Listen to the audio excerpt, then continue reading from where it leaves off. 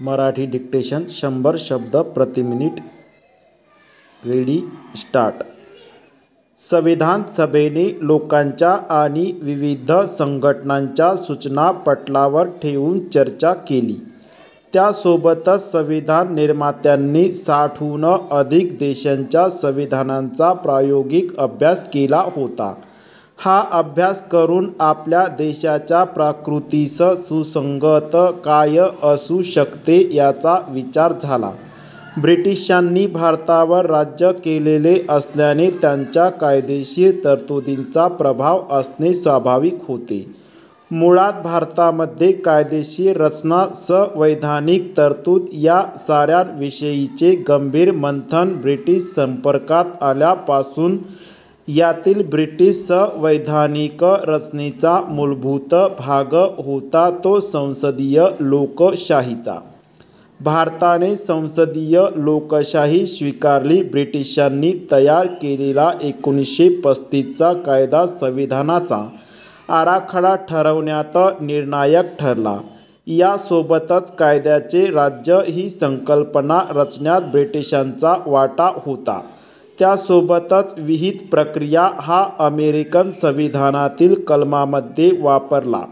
हा शब्द वापरण्याच्या अनुषंगाने मोठा वाद झाला आणि अखेरीस B.N. राव यांच्यामुळे हा शब्दप्रयोग केला गेला. तसेच पुन्हा कायदा निर्मितीची प्रक्रिया देखील ब्रिटिशांच्या बदलांवरूनच स्वीकारली. सभागृहात सभापती, उपसभापती आदींचे कार्य आणि स्वरूप हे ठरवताना ब्रिटिश संवैधानिक तरतूद उपयोगी ठरली.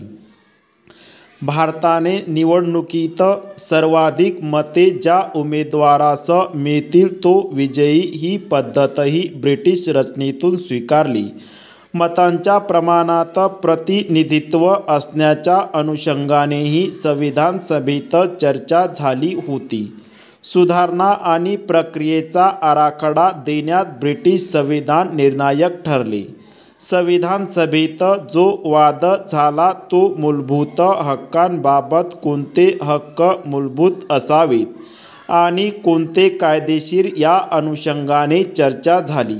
ते ठरवताना अमेरिकन संविधानातील मूलभूत हक्कांच्या तरतुदींचा विचार केला गेला. मूलभूत हक्क ठरवताना त्यातील कायदेशीर परिभाषेचे अवलोकन केले गेले. न्यायसंस्थेचे साध्य स्वीकारताना अमेरिकेचे संविधान डोळ्यासमोर ठेवले गेले.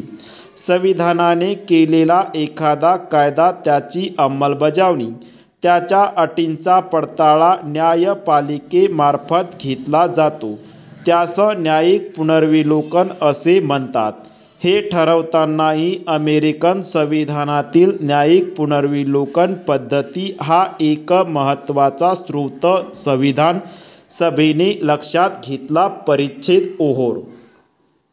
व्हिडिओ आवडल्यास लाईक, सबस्क्राईब आणि शेअर करा.